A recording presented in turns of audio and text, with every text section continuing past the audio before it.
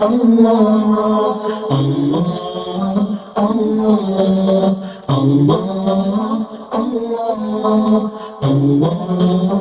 أعوذ بالله من الشيطان الرجيم.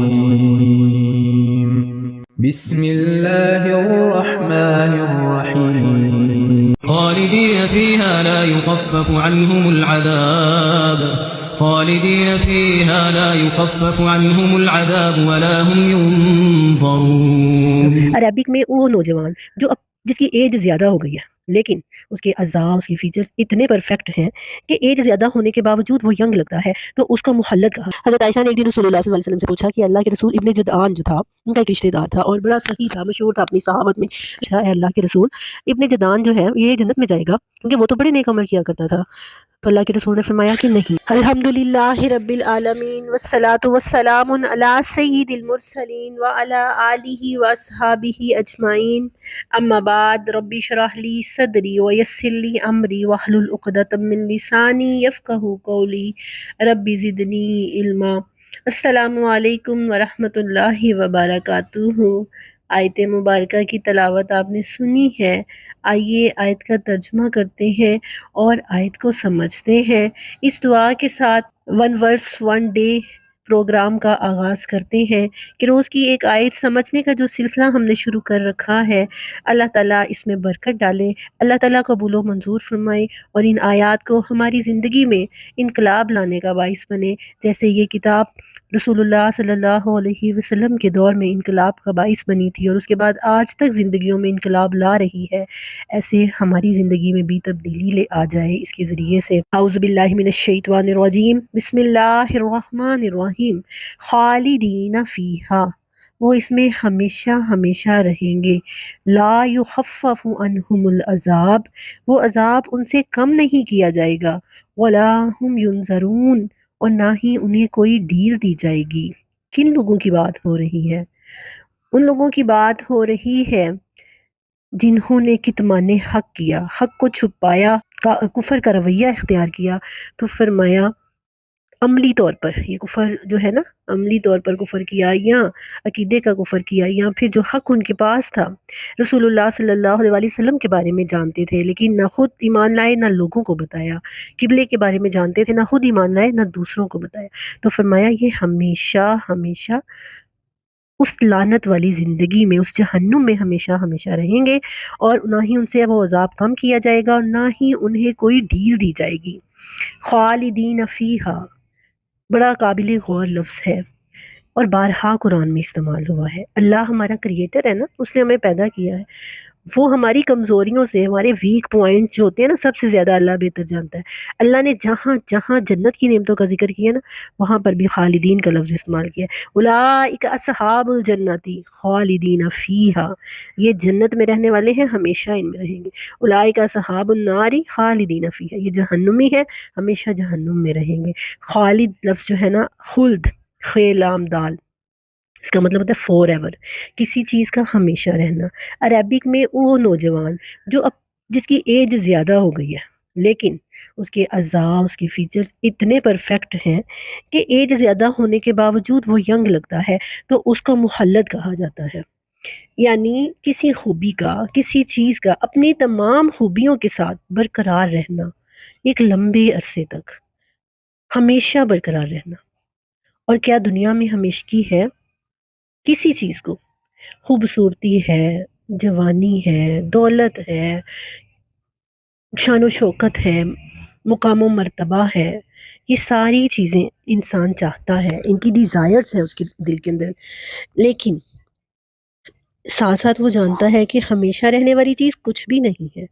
لیکن اللہ نے جن نعمتوں کا ذکر کیا ہے، اللہ نے فرمایا ہے وہ ہمیشہ رہنے والی ہے، میں قادر ہوں ہمیشگی پر، فور ایور نعمتیں اور پھر اس کے اگینسٹ فور ایور عذاب میرے پاس ہے۔ آج ہمارے اندر ایک خواہش پائی جاتی ہے، ہمیشہ انسان کے اندر خواہش پائی جاتی ہے۔ اب دیکھیں آدم و حوا کو بھی جب شیطان نے بھڑکایا تھا تو ہمیشگی کا لالچ دیا تھا۔ آج دیکھیں انسان، ہم اپنے خود کو دیکھیں، اپنے ارد گرد دیکھیں، ایک جیسے ہی ایج تھوڑی ڈلنی شروع ہوتی ہے، 40 سے ابو ہوتے ہیں، تو اپنے آپ کو مینٹین رکھنے کے لیے، ینگ نظر آنے کے لیے کتنی کوشش کی جاتی ہے۔ آج سب سے جو کاسٹ پروڈکٹس ہیں نا، بیوٹی پروڈکٹس جو سب سے وہ اینٹی ایجنگ ہے۔ آپ اینٹی ایجنگ پروڈکٹس دیکھ لیں، ٹریٹمنٹس دیکھ لیں، اور جس کے پاس ذرا سا پیسہ آتا ہے وہ سب سے پہلے یہ کوشش کرے گا کہ وہ ینگ لگے، وہ اس کی بیوٹی ہمیشہ رہے، اس کی بیوٹی ختم نہ ہو۔ تو یہ ہمیشگی جو ہے نا، یہ انسان کی فطرت میں پائی جاتی ہے۔ قرآن پاک میں کہا گیا نا کہ یطوف علیہم ولدان مخلدون، ان پر ایسے خوبصورت بچے مشروبات پیش کریں گے جو ہمیشہ بچے رہیں گے، وہ نہ بوڑھے ہوں گے نہ جوان ہوں گے۔ تو اللہ تعالیٰ نے یہاں پر بھی جو یہ کہا نا کہ یہ جو کفر کی جنہوں نے کفر کا رویہ اپنایا اور اسی حالت میں مر گئے، تو پھر وہ اس زندگی میں ہمیشہ ہمیشہ رہیں گے۔ پھر اللہ تعالیٰ نے آگے کئی جگہوں پر قرآن پاک میں خالدینہ کے ساتھ آبادن آبادا کا لفظ استعمال کیا، احقابا کا لفظ استعمال کیا، کہ مدتوں تک، یعنی اللہ کے پاس کچھ بھی عارضی نہیں ہے، صرف یہ دنیا اس نے عارضی دی ہے، جس کو فور ایور کرنے کے لیے ہم اپنی پوری ایفرٹس لگا رہے ہیں۔ ہم کچھ بھی کر لیں، یہ عارضی ہے، یہ ٹیمپریری ہے، یہ کبھی بھی فور ایور نہیں ہو سکتی۔ لیکن اللہ کا عذاب بھی فور ایور ہے اور اللہ کی نعمتیں بھی فور ایور ہیں، یہ مطلب ہے خالدینہ کا۔ اور پھر آگے فرمایا فلا یخفف عنہم، وہ عذاب ان سے کم نہیں کیا جائے گا۔ قرآن پاک میں ہی ایک اور مقام پر آتا ہے، حضرت عائشہ کی ایک حدیث ہے، پہلے آپ وہ سنیں پھر میں آپ کو آیات سناتی ہوں۔ حضرت عائشہ نے ایک دن رسول اللہ صلی اللہ علیہ وسلم سے پوچھا کہ اللہ کے رسول، ابن جدعان جو تھا ان کا ایک رشتہ دار تھا اور بڑا سخی تھا، مشہور تھا اپنی صحابت میں، رشتہ داروں کا بڑا خیال رکھا کرتا تھا۔ تو حضرت عائشہ نے پوچھا، اے اللہ کے رسول، ابن جدعان جو ہے یہ جنت میں جائے گا؟ کیونکہ وہ تو بڑے نیک عمل کیا کرتا تھا۔ تو اللہ کے رسول نے فرمایا کہ نہیں، جو ایمان نہیں لا، اللہ کے رسول نے فرمایا کہ اس نے کبھی بھی آخرت کو مد نظر رکھتے ہوئے وہ اعمال نہیں کیے تھے، اللہ کو راضی کرنے کے لیے وہ اعمال نہیں کیے تھے، اسی لیے وہ اعمال دنیا میں ہی اس کا سلسلہ ختم ہو گیا۔ سورۃ نحل میں آتا ہے آیت نمبر 97، من عمل صالحا من ذکر او انثی وہو مؤمن، جو مرد یا عورت نے ایک عمل کرے گا اور وہ ایمان کی حالت میں ہوگا تو ہم اسے نحیینہ حیاتا طیبہ، ہم اسے پاکیزہ زندگی دیں گے، اچھی زندگی گزارے گا۔ وَلَنَجْزِيَنَّهُمْ أَجْرَهُمْ بِأَحْسَنِ مَا كَانُوا يَعْمَلُونَ، اور جو عمل وہ کرتا رہا ہے اس کو اس کا بڑا اچھا اجر ہم دیں گے۔ اور پھر سورۃ فرقان میں فرمایا وَقَدِمْنَا إِلَىٰ مَا عَمِلُوا مِنْ عَمَلٍ فَجَعَلْنَاهُ هَبَاءً مَنْثُورًا، کہ جو انہوں نے آگے عمل کر کے بھیجے ہوں گے ہم انہیں ہباء منثورا بنا دیں گے، یعنی ریت کے ذرات جو ہوا میں اڑ جاتے ہیں۔ وَمَن يَكْفُرْ بِالْإِيمَانِ فَقَدْ حَبِطَ أَعْمَالُهُ، سورۃ مائدہ میں، سورۃ فرقان سورۃ مائدہ، کہ جس نے ایمان لانے کے بعد کفر کیا تو اس کے سارے عمل ضائع ہو گئے۔ اب دیکھیں نا، دنیا میں اللہ نے کتنی ڈیل دے رکھی ہے، کتنی مہلت دے، کافر زیادہ پیسے والے ہیں، زیادہ نعمتیں ہیں، زیادہ آسائشیں ہیں ان کے پاس، کس وجہ سے؟ یہ اللہ کی دی ہوئی ڈیل ہے، اگر وہ نیک عمل کرتے ہیں تو دنیا میں ہی ان کو اجر مل جانا ہے، آخرت میں ان کے لیے کچھ نہیں بچ رہا۔ یہ قرآن ہمیں بتا رہا ہے اور احادیث بھی بتا رہی ہیں۔ لیکن یہ تخفیف سے ہی ایک اور پوائنٹ مائنڈ میں آتا ہے کہ صحیح بخاری کی ایک روایت ہے اور ایک روایت صحیح مسلم میں ہے، ابو لہب اور ابو طالب کے حوالے سے۔ صحیح مسلم میں روایت ہے کہ صحیح بخاری میں کہ ابو لہب جو ہے پیر والے دن اس کے جو عذاب ہے اس میں کمی کی جاتی ہے۔ کس وجہ سے کی جاتی ہے؟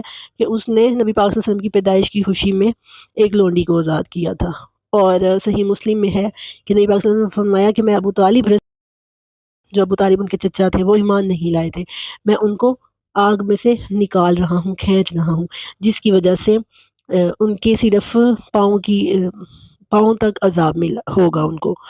تو اس میں مختلف روایتیں آتی ہیں کہ کیا کافروں کا عذاب کچھ کم ہوگا ان کے نیک اعمال کی وجہ سے۔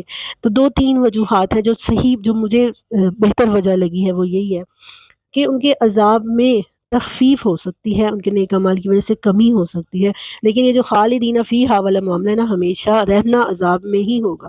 آپ دیکھیں نا کہ پاؤں میں آگ کی جوتی پہنانا یہ چھوٹا سا عذاب نہیں ہے، اس سے بھی ان کی جو حدیث میں آتا ہے ابو طالب کی دماغ جو ہے وہ ہنڈیا کی طرح ابل رہا ہوگا کہ صرف پاؤں کی جوتی پہنانے کا عذاب ہی اتنا سخت ہے۔